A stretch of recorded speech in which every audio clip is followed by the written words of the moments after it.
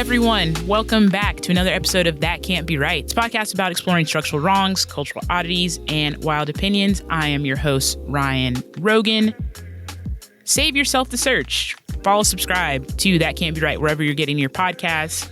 Rate and review on Apple Podcasts so people know that this show is awesome. And for any questions, comments, or concerns, send them my way at TCBRPod on Twitter and Instagram.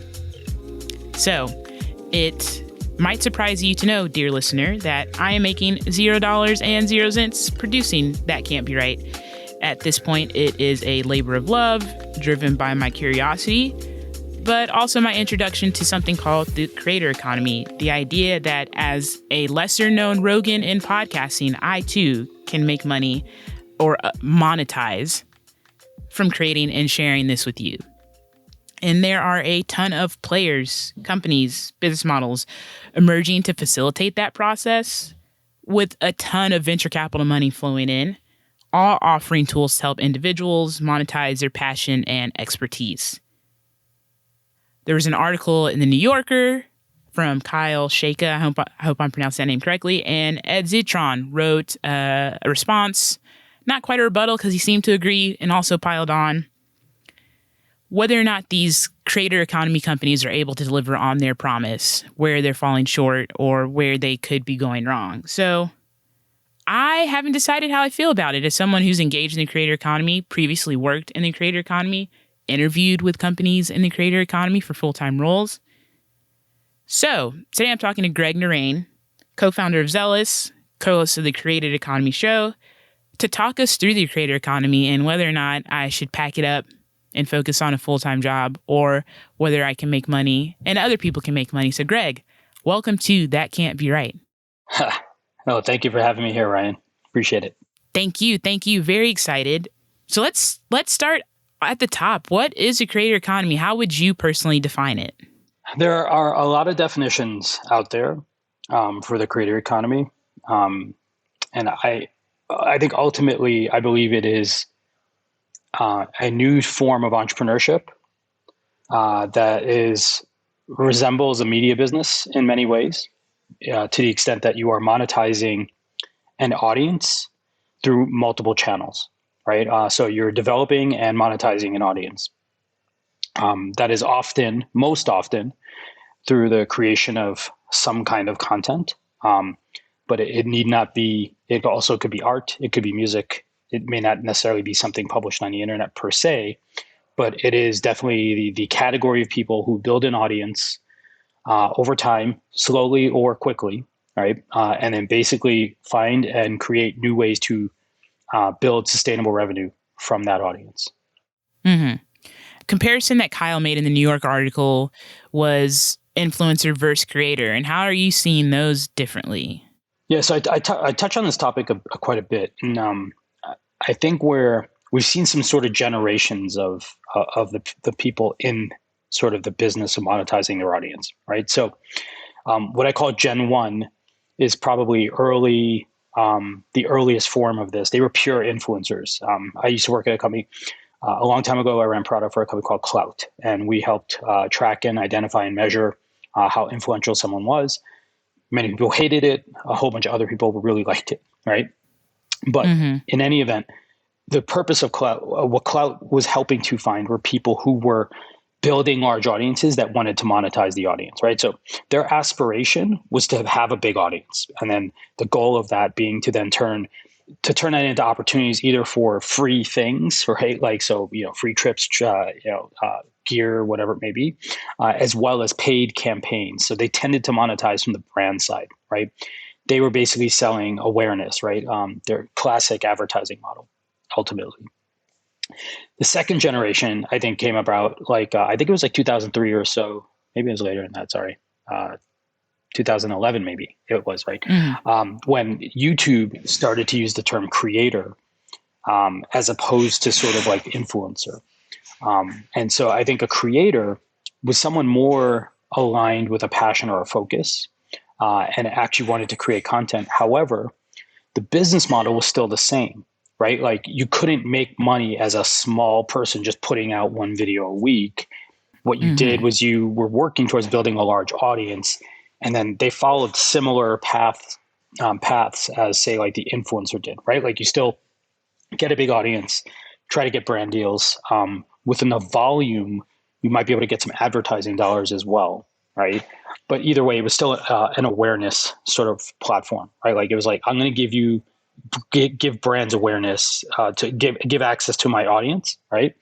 And that was hung to monetize. I think that the third generation, which is the one we're in currently, is what Joe Pulizzi from the Tilt, he's coined this term, content entrepreneurs, and I think that's a great framing for where we stand in this ecosystem today, because what we're seeing now is finally the emergence of an alternative business model from the traditional advertising brand-based sort of opportunity. It's not to say that these folks can't eventually. So I think like what happens with content entrepreneurs is they're either creators today who are now saying, I'm not going to go for the sky. I'm going to start to better monetize and work with the audience I've developed, because I would prefer a small, passionate set of people who love the thing that I love doing and don't want to compromise in any way with brands and other things to be drawn into other directions that maybe not necessarily I'm uncomfortable with, but maybe I just don't feel like doing, right? The second kind of content entrepreneur that I think we have right now also stepping into the stage are what traditionally would be like domain experts, localized experts, and other individuals, business individuals, potentially even largely, with a bit of knowledge or expertise that have largely been consultative in their function, that are now saying, hey, I could have an audience and build a recurring stable of lighter weight engagements with the same kinds of customers I have, or I can grow outwards and reach more customers at a different price point, right? And so I think you have this convergence now of creators who are wising up to that the odds are often stacked against you to becoming a very huge, large, massive, outsized influencer, right? And also now business individuals sort of, and more broadly, just individuals with expertise and passion saying, hey, I don't have to wait till I have 1 million subs to start to actually turn this into my living. I can start to do that with 10 subs, 100 subs, 1,000 subs. Absolutely. And I feel like I can point to specific creators like on the timeline you're laying out, and think of the switch and the way they're using the different platforms. I have kind of two follow-up questions. One, do you think influencer is like a dirty word now, or is it going to become a dirty word? And two, you mentioned the term content entrepreneurs. Do you think creators will ever buck against the idea that they're a creator for a specific platform? Because you hear people say YouTubers, like this person creates content for YouTube, TikTokers, Instagram. I call them Instagram couples, like couples that, share their whole lives on Instagram. Do you think creators, have they already started to buck against those terms, or do you think they will as they try to expand their audience? It's a good question. So both questions are great. Let me start with the first one. Do I think that influencers are a dirty word? No. My friend Jason Falls got this book called Winfluence, and there's a distinction between being an influencer, which I think does have that patina of nonsense on it, right? Versus someone who has influence, right? And I think people can grow in their ability to have influence. Their influence grows over time, right? And so to that extent that you are a trusted voice, an expert voice, a tastemaker who spots the new things, that's always going to be valuable, right? There's also going to be pure celebrity endorsement style things, which is just like sort of like guilt by association. There's always going to be people who feel that way. Like they just want to be more like someone's a role model, someone they look up to, someone they aspire to be like. And so there's always going to be that bubble of people that fits into. Do I begrudge people who are influential? No. Do I begrudge not like lying to the consumer though? Like saying you don't like something? Like, yes, I do. Right. So I think the scummiest part of the influencer universe is what people generally lump everyone into, and I don't know that that's a fair categorization, right? At the same time, brands who are lazy and don't want to make good products, do good by their customers, right? Like work hard to win trust. They rely on those tactics still, right? So that part of the ecosystem is always going to be there. I don't loop it and lasso it all together though as all the same thing, right? Most creators, I think, would be happy to say they want to be influential. Many would not want to be called an influencer for the reason of the association with potentially. I think for many people it means like being more, not offering a ton of value per se, right? Like it's content for content's sake, and you're sort of just like shilling or being paid to do something for someone, regardless of like how you feel about it, et cetera. I don't think most people are in that category, by the way, but I do think that's why probably most people wouldn't want to be called an influencer, right? I was going to say, I agree totally. In doing this podcast, I would love to have influence. I would love for people to listen to this episode and be like, oh, I'm thinking critically about this subject. Go back to other episodes and be like, oh, I'm thinking critically. I am reconsidering my opinion. I want to have that influence. I don't necessarily want to be an influencer who's just famous for or known for walking my dog around the block or something very silly and plain like that and like having a dog voice. So I agree with what you're saying completely, and it makes sense to me. Yeah, and I think like if you think about you take like some of these folks that have had like escape velocity, or you think about like someone like a Bill Nye, right? Or they make a ton of content. But they're also very, very influential. Right now, they also are very, very select. Like Bill Nye is very selective about who he's going to work with and who he talks to, et cetera. But he's still wielding his influence, right? Like to drive people in the right direction. Or Tyson, right? Same. So Neil Tyson, right? Like, same thing. Like there's a lot of influential people who are not like doing wrong, right? And we don't want to throw the baby out with the bathwater, kind of thing. So. I think that, yes, I think there's nothing wrong with being an influencer. I think like aspiring to be an influencer seems a little odd to me. Like I wouldn't set my sights on that. Right. Yeah. So I think if that's what you're saying, yes, I'm opposed to that. I'm opposed to that idea that like, I just want to be an influencer. I don't know what that means. So I wouldn't encourage anyone to do that. No, I think that's 100%. I want to be an influencer. What is that? Anyway, but the surveys show like that's what a lot of kids want to do. They want to be the survey actually says platforms. YouTuber. It says YouTuber. So to be fair, that's not necessarily an influencer. It could be an influencer, but it bubbles into it. Now, to your second question though, are these discrete terms going to sort of persist? Maybe, right? And so I think a good creator chooses the platforms that allow them to express themselves the best. And that is where the kinds of people who would enjoy their content are, right? Which is why like it doesn't usually make sense to have a fully horizontal sort of strategy of just be on every platform. By the way, that would be the behavior of most influencers, right? Just grow large followings regardless of where you are. And it doesn't matter because you just need big numbers and that's what you monetize.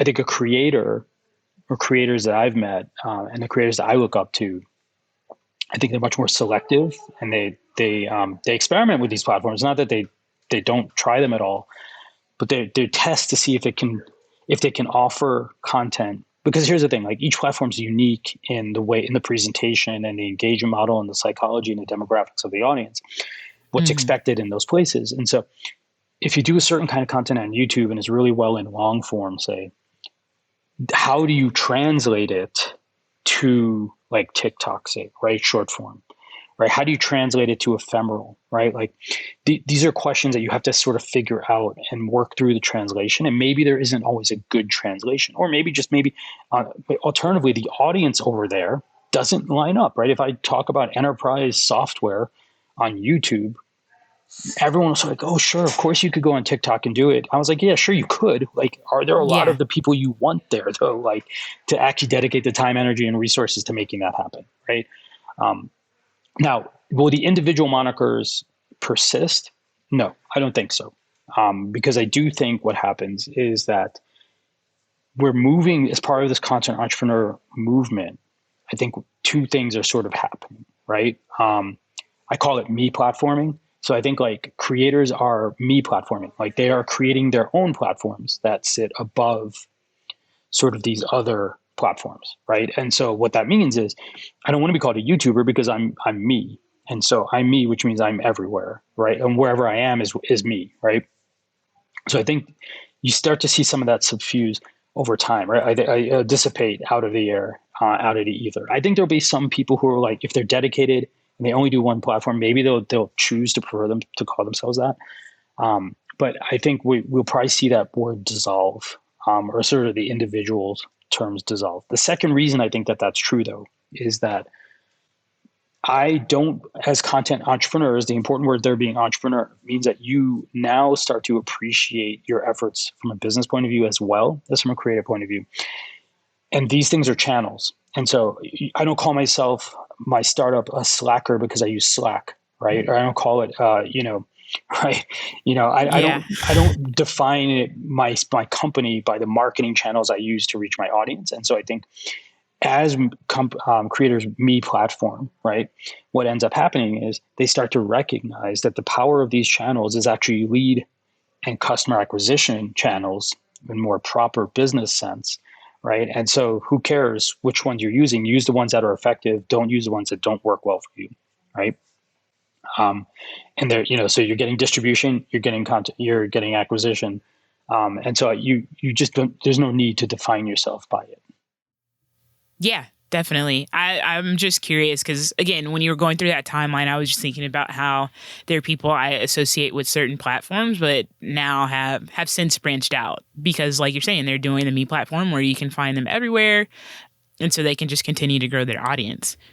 So that, y'all, is the creator economy, kind of the difference between creator versus influencer, how Greg and I perceive it. I agree with what he said so far.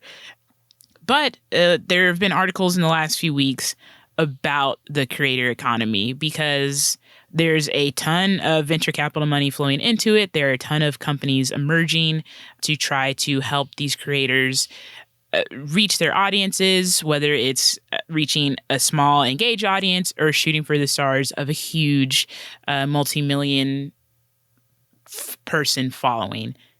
What are Kyle and Ed in their articles saying that these companies are doing and not doing for creators? So I had a lot of sort of challenges, I guess, with their framing of the universe. Mm-hmm. Now there's some truth without a doubt to what they're describing, right? As a creator sitting on top of a platform, you are highly dependent on what they say is right? There are many YouTubers and stories out there of like YouTube changed its algorithm and there goes my monthly income, right? YouTube can willy-nilly decide like, I don't like the word bubble and then just start demonetizing all of your videos that have the word bubble in it, right? So there, without a doubt, you are sharecropping on top of someone else's land, right? So you are always at risk. Right. Just like Facebook, but they monetize with ads. Every platform is going to monetize through advertising of some form or another. Essentially, we're working for free. Right. And it's on us. And now that free is sort of that math is starting to shift and some of the money's like drops of it are making it back to us. Right. YouTube has always been pretty good. Now, I think what they're missing, though, or the point that they're missing is that there's almost a symbiotic relationship, though. Like, because what is YouTube if the creators stop making content on YouTube, right? Like, sure, like it makes sense that, YouTube has a great stake in the effort. However, the reality is if no one's making the content, there is no YouTube either, right? So I think like what they over exaggerate or over sort of theorize is sort of the analogs to the past. And obviously history always has a sense of repeating itself. The difference, I think, is this. I mean, I touched on it just before. You're an entrepreneur building on a stack is very different than you have no control in the stack, right? So I'll give you an example. when I've started a dozen companies in my life. Never once did anyone say I was guaranteed that I could have a certain outcome. No one once did anyone ever say that I was guaranteed access to whatever I wanted. No one once did anyone ever say I was guaranteed to have access to customers and that I could monetize those customers. These are all things that have to be forged by us as entrepreneurs, right? So you can YouTube could be horizontal and do nothing. You'd still have to win in the marketplace of ideas, right? Like you still have to win as an individual, right? So I look at that as the cost of doing business, right? It's much like, the Apple tax, and I agree, Apple tax is completely, unfair in many ways. But if I want to do business on top of company X's API and they decide that they want to charge for that, great. I have to pay what they charge, right? Like otherwise I have to find an alternative way to do it, right? And I think one of the things that's been missed, or one of the unfair parts of the comparison, is they act like the platforms provide nothing back to creators, right? And I don't know that that's a reasonable thing either, right? So I'm an engineer. I've been a software engineer for my whole life. I've run multiple software startups, and I will tell you, you don't get hosting for free. You don't get, distribution for free. You don't get customer acquisition for free. Like none of these pieces are free in a normal business. Why should we have an expectation that they'd be free here? Now, we want to negotiate the terms. I agree. That would be a great thing. Should the terms be more favorable and better, as opposed to like, say, Twitch would start to like 50%, maybe 30%. Then you have like something like TikTok, I think, is like at 45%. So you have all these varying levels of takes. But the reality is, if you're getting more out of it, then you can create a business. If it's causing you to fail or not producing something that can yield a return, guess what? Then either you have to decide, like, you have to tough it out until you get past that point, the equilibrium, and where you actually start to go up, or you have to decide to find a better platform to start with to work on. The mistake that these guys make when they wrote their articles was that there was only one platform and you were somehow locked into it, but you are not, right? If you don't want to be on YouTube, you can leave, right? Like you can go publish directly on Vimeo. You could set up your own website and you can acquire your own customers. You can do all the pieces that YouTube does for you, right? You don't have to be on YouTube. Right. And I feel like that was just sort of the fundamental part that they got wrong. Right. Like it's different than like Uber. Right. Like where if you want in the network, right, to be able to get access to the leads, you have to sign a contract and agree to these things. But this isn't true with content. Like content can live independently. Content can live wherever you want it to live. And you decide if the terms of where it lives are appropriate and reasonable for you.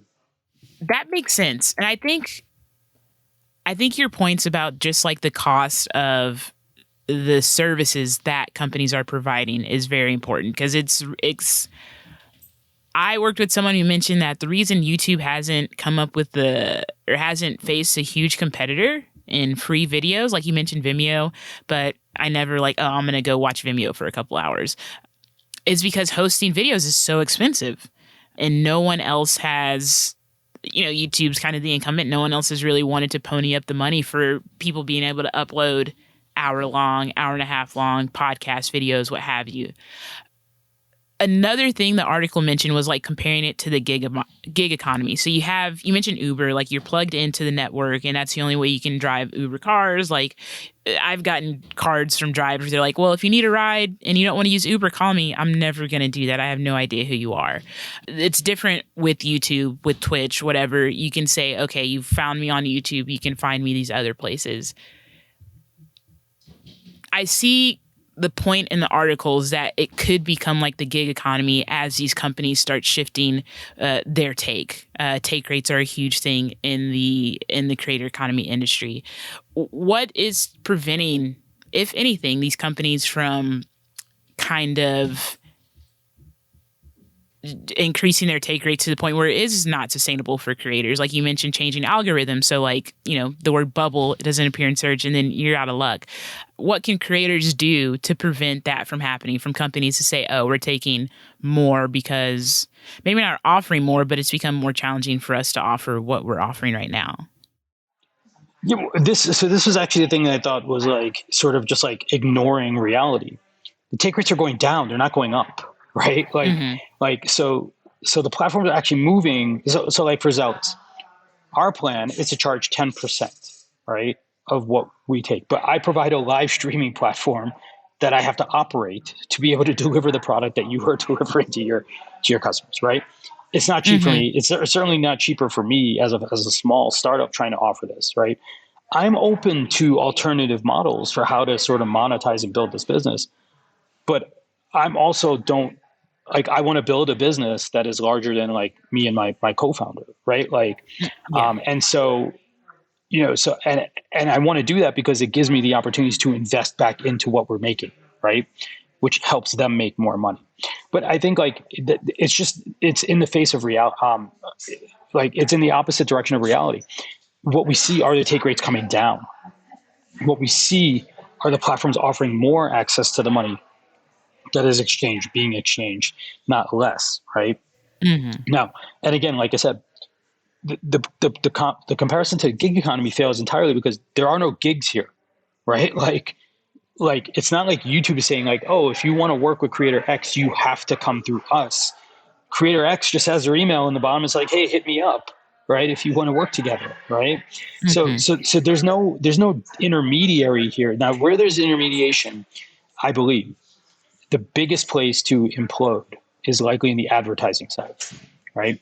Because on the ad side, most of the platforms take 100% of it, right? YouTube gives you like, I think it's like 20% or 30% of the revenue generated from the ads served against your content. Instagram doesn't give you crap, right? Like they haven't done that at all ever, right? All these little funds, these are trinkets as far as they're concerned, right? Like there's $55 billion a year spent in like social ads, probably on Facebook alone, right?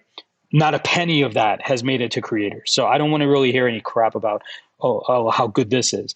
If they want to change the game fundamentally, the ad split would increasingly change in the favor of the creator. Because right now, it's incredibly lopsided if there's even a side, right?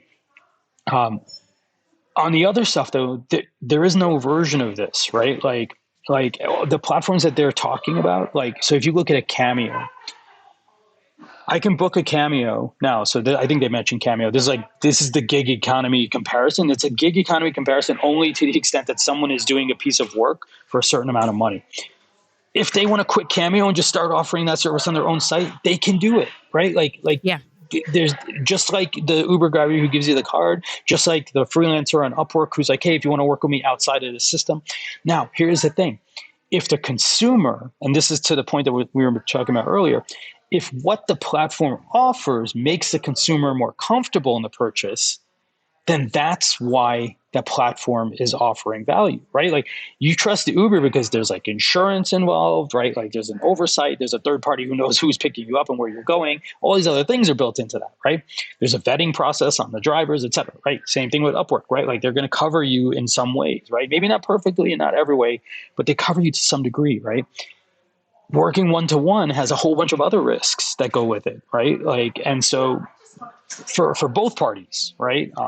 Brands pay creators all the time. The creators don't do the work, right? Creators do the work and brands don't pay them. So everyone gets screwed, but that's like the cost of doing business fundamentally still, right? Like I have no quarter for carving out anything to be easier for an entrepreneur. Like I've been an entrepreneur my whole life. I don't see any reason that somehow I should like clear a path for you to have less risk to be an entrepreneur.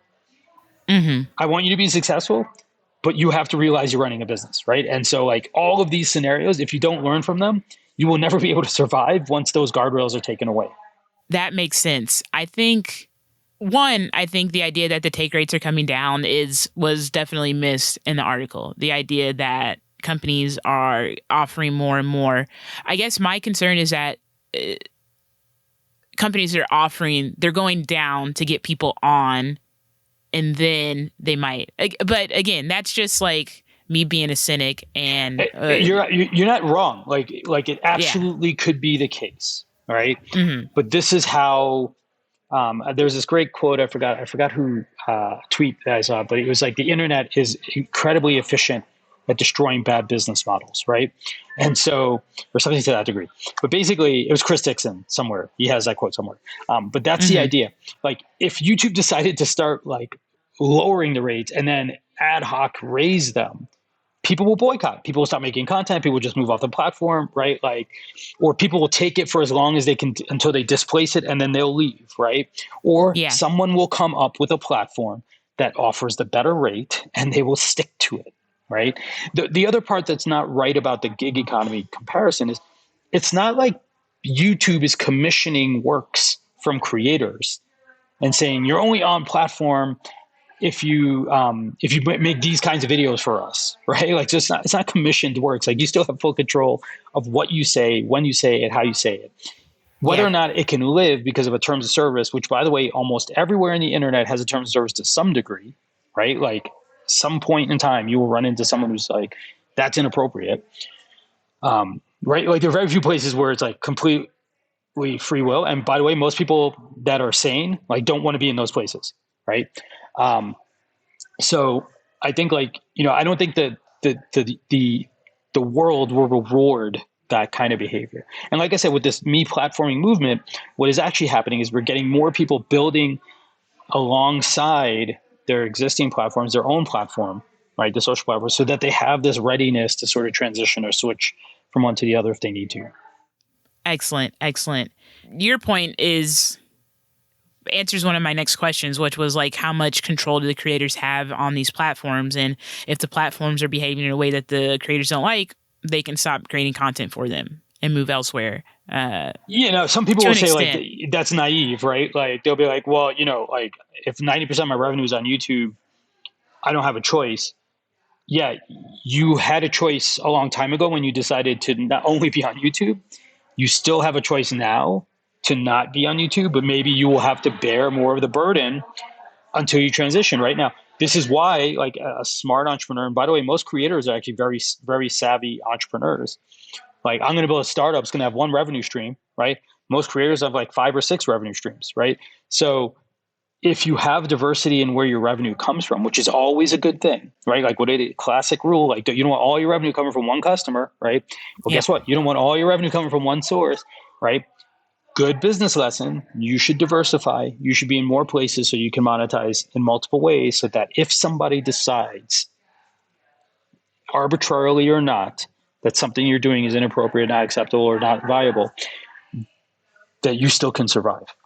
Another question I have is about the amount of money flowing into the creator economy from venture capital firms into these different platforms and sources, notably Clubhouse, which not sure how good of a bet that was. Why can't these firms invest directly in creators, or why do you think that hasn't happened as much? Venture money tends to want to yield billion-dollar exits, right? Like, it's sort of the nature of venture capital, is that you are investing in things that scale, and you're investing in things that ultimately can yield like 1,000x returns, right? I want to put 10 million in and get like, $1 billion back, basically, right? So those kinds of returns are very, very difficult in content-oriented businesses. They're very, very difficult in service-oriented businesses, right?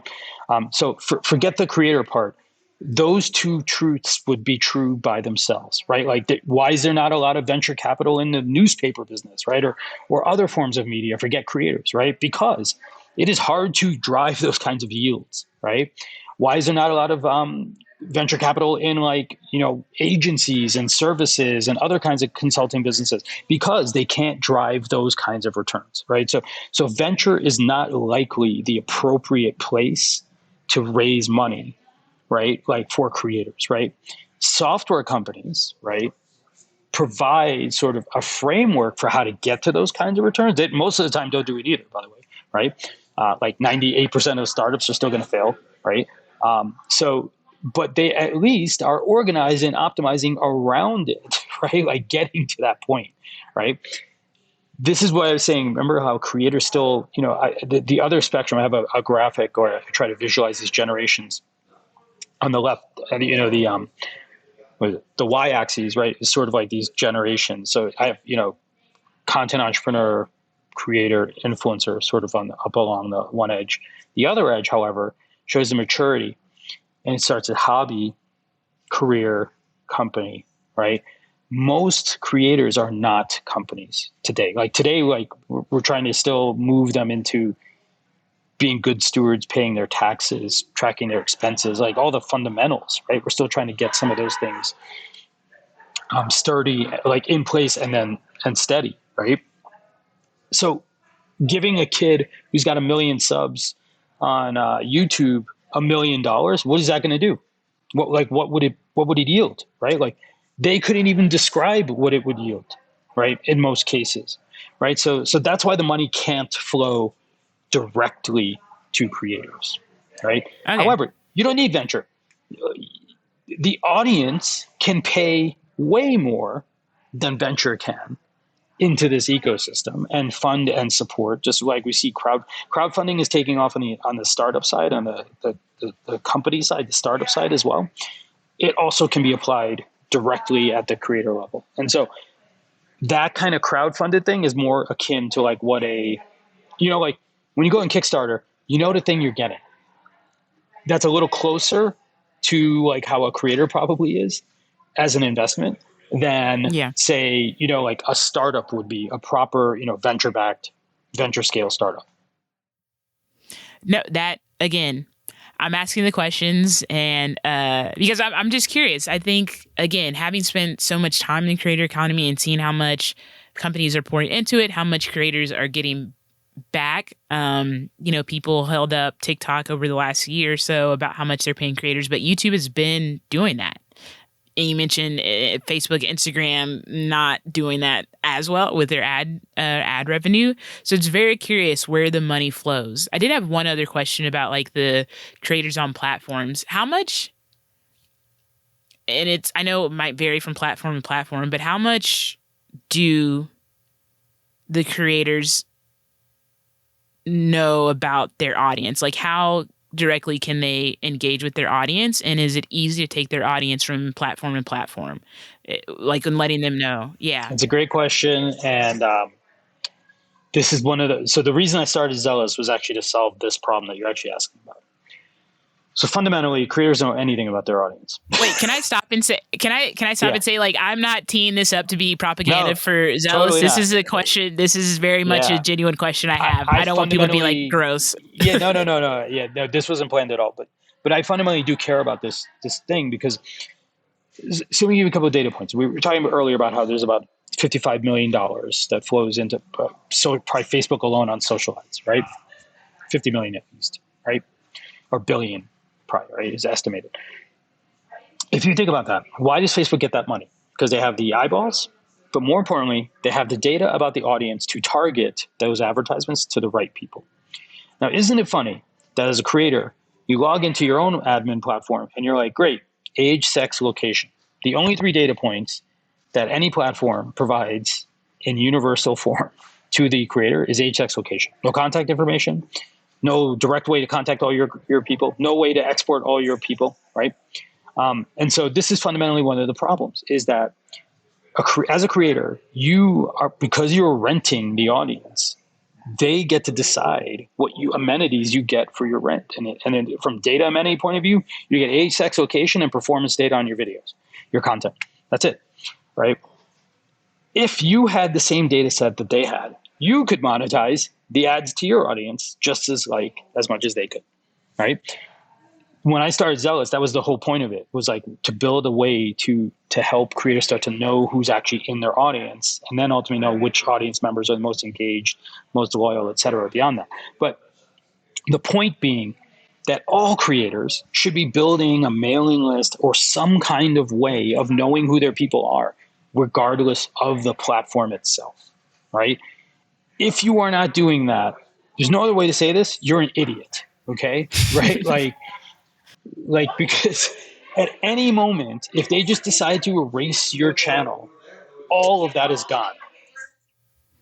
Yeah, I think that is an important part of the platform piece that has kind of been drilled into me in school, that the platforms do hold a lot of the power in the way they kind of guard that information so they can monetize and they can make money, like exactly like you're saying. So those are kind of most of my questions about the creator economy, the article, like kind of digging through those critiques and where you disagree and where I had questions. If you were talking to a creator, whatever platform, what would you tell them to look for in selecting a platform to help them monetize their content? What would you tell them to kind of be on the lookout for? Like, hey, this is kind of a sketchy term of service. And we don't have to use names, but if you're familiar with kind of best practices that you've seen or some bad actors and some, less than genuine business models that really only serve the platform? That's a great question. So I would say, we started our own show, The Creative Economy now, right? So we're doing this sort of now as well, and growing a channel from scratch. I would say, as a creator, for starters, first and most importantly, is find a topic that you really are passionate about, because this is like a thankless job for a long time, right? Like you have to like want to always be talking about this thing and thinking about this thing, and hopefully it comes easy to you. Like it's not a thing you have to like sort of force yourself to find a way to talk about, right? Yep. From there, I think like when it comes to platform selection, there's a couple of factors here, right? One would be the audience. So I think like one is understanding like what's the primary demographic, and then like what are the supporting demographics in there, right? And to the extent that you can understand like the kind of people that I reach, they're here. I would try to heat map out where you think you have the best shot of reaching the kind of people who are into your thing. Some signals for this: are there content creators there already, like with like touching the topics that you have, say, right? That have established audiences, right? Like if everyone's tiny in a platform, then maybe the maximal you could get is like what everyone else has gotten, because they've attracted everybody in the niche, right? If you find that there are lots of really big players and established players, then maybe there's room, right? That means it may be hard also, but still maybe there's room, right? Like maybe the audience is there. So I think like finding the right niche. Now, the third part to the selection process, though, I think is ultimately like how comfortable are you in the production process itself, right? So for example, like, or during the pandemic, like when Clubhouse came out, I've been creating content in every way, from audio, like I was a blogger, I was an early podcaster. I live streamed for a very long time as well. And I choose I've navigated to the formats that are best for me in my life, right? Like when I could write, when I was like younger and started blogging in 2003, like I was writing 1,500 words a day, and it just came out of me, and it was easy, and I had the time, and it made sense. When I started doing podcasting, I liked it, but I did podcasting in a way that made sense to me, right? Clubhouse, for example, worked really well for me because like I could just talk, right? And I talked about startups and entrepreneurship and stuff like that. And that was a very easy format for me. And I think that's why Clubhouse is so popular, has some potential still, right? Is that it is easy. It is a simple form of production for a lot of people. If you want to get on YouTube and everyone says, oh, quality doesn't matter. And it's true to some degree, everyone should start, but the expectation is you will improve, right? The expectation is you will get better. If you have no interest, desire in getting to that, right? Like then you may be putting a rate limit on your success, because ultimately the ones that win are the ones that put in the most effort. And if that effort is just not something that's interesting, compelling, or viable for you, then you might be setting yourself up to fail. If you're like a long-winded talker, getting on TikTok and trying to talk in 1 minute increments may just be too much of a stressor, right? Even though your audience may be there, right? So I think like I would look at those three things as sort of at least some early indicators, right? It's like, to recap, it's just like, is my audience there? Is the demographic matchup, right? Like, is the content, is the niche there? Like, is there interest in the topic then, even if the broader stuff is there? Now, ultimately, I think like, will I be able to produce for that format, right? Like if you can get those things right, then you have some good starting points, probably better starting points than just saying like, I'm going to try everything.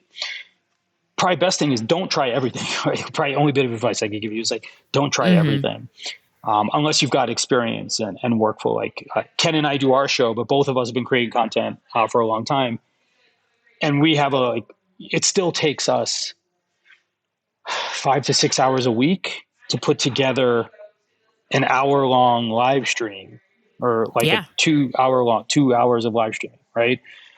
Because there's transcription, there's all these other stuff, and we don't have like great art, we don't have any of the fancy stuff yet. That's just like us to read the content, put it together, et cetera. So you've got to know what you're getting into.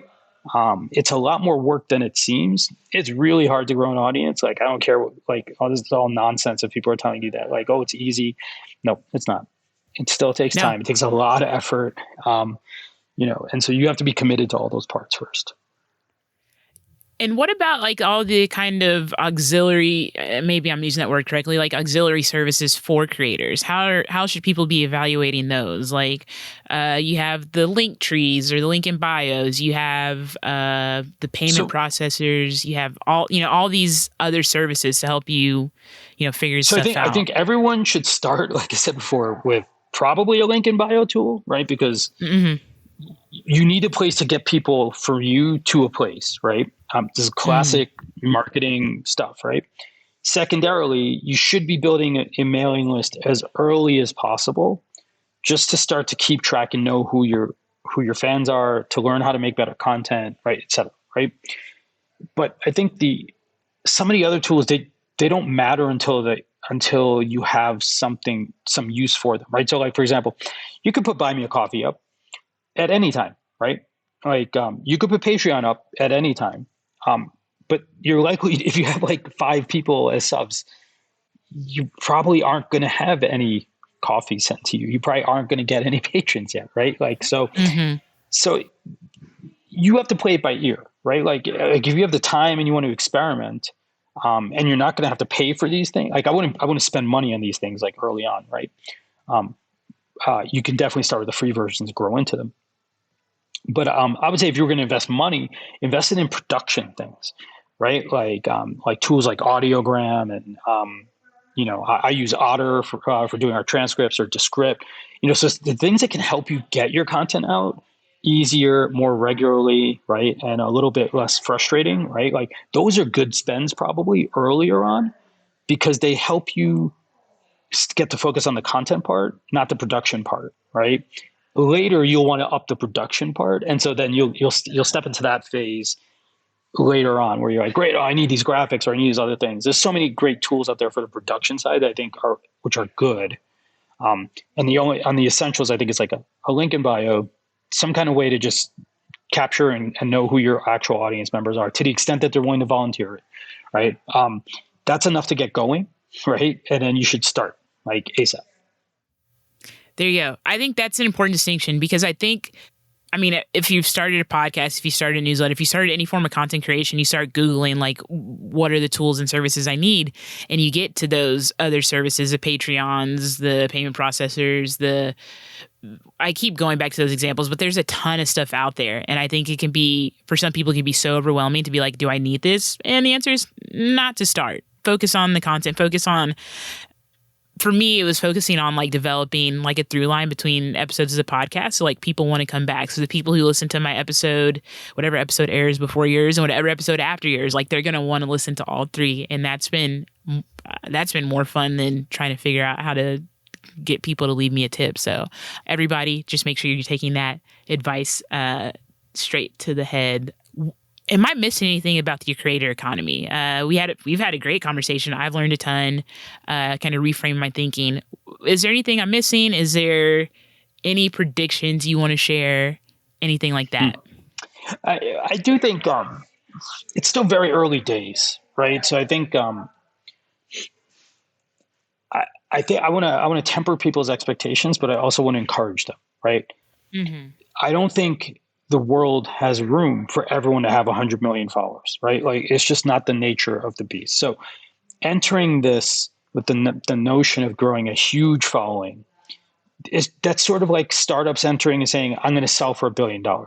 Don't be an idiot, right? Like hope you get there, right? I hope you get there, right? But first get 100, right? Then get 1,000, then get 10,000. Like you have to work your way up, right? The second part I think is also though I think is there.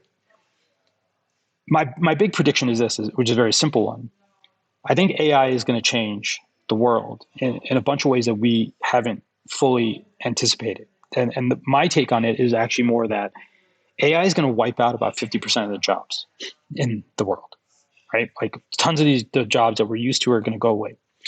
The things that get left behind are like education, entertainment, right? And news, right? And guess what? Those are the three things that creators are really good at. Here's the other interesting thing.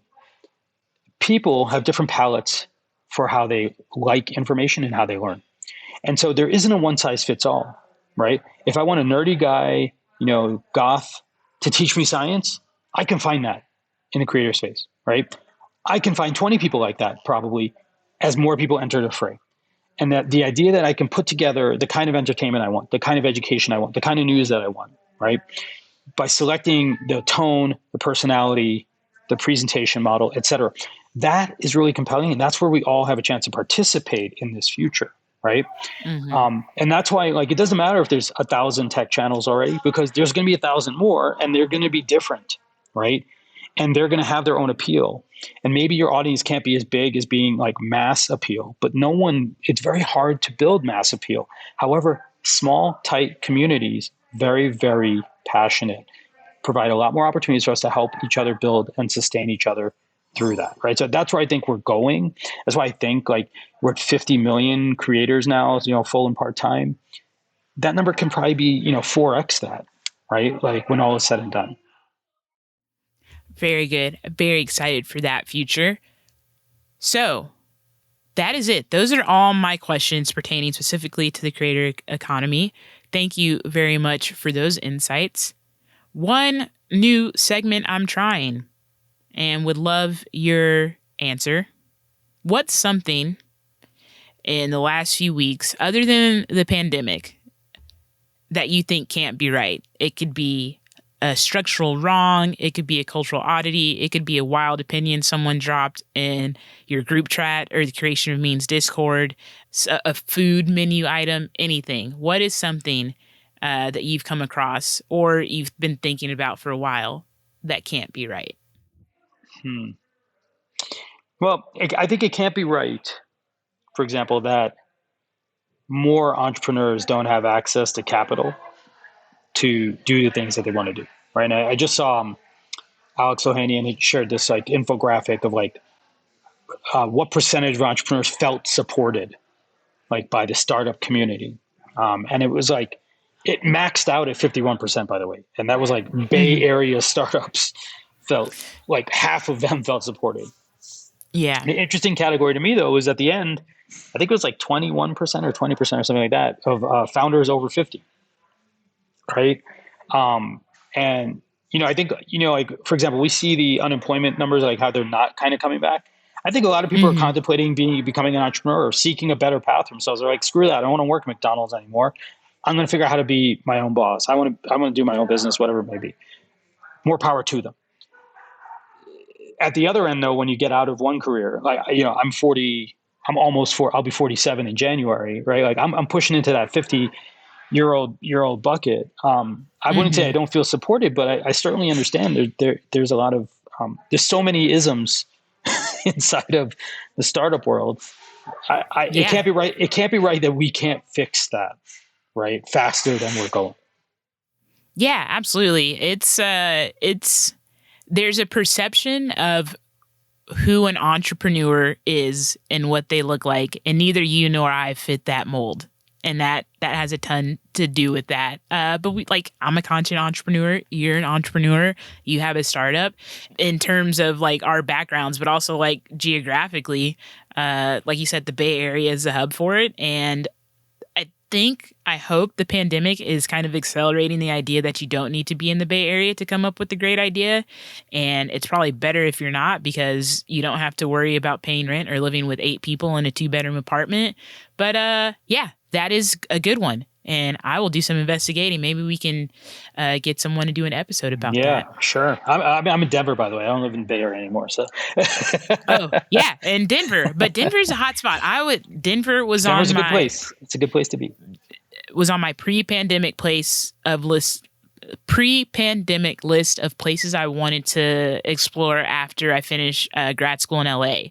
And I'm in Texas. I got lazy and just did a pandemic pivot back to my parents' house because that was easy. But good. When we've run through all the variants, yeah. I will investigate Denver again. When you make it to Denver, you come say hi. We'll hang out. Yeah, definitely. But y'all, that's it. Greg, where can we find you and your company on the internet? Absolutely. So you can find my company is called Zealous, just like the word Zealous. Our website is zealous.app. If you want to find an example, see a little bit of what it does, head over to created.show or createdeconomy.com. That's the weekly show, bi-weekly show. What's the word? Bi-weekly has two meanings, right? It's like every other week weird. And twice a week. That's stupid. Can't be right.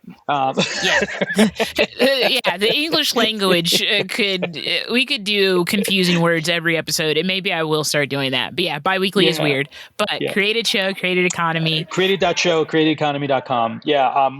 So to show you how illustrate I lived what I'm saying, I was already reading all this news about the created economy.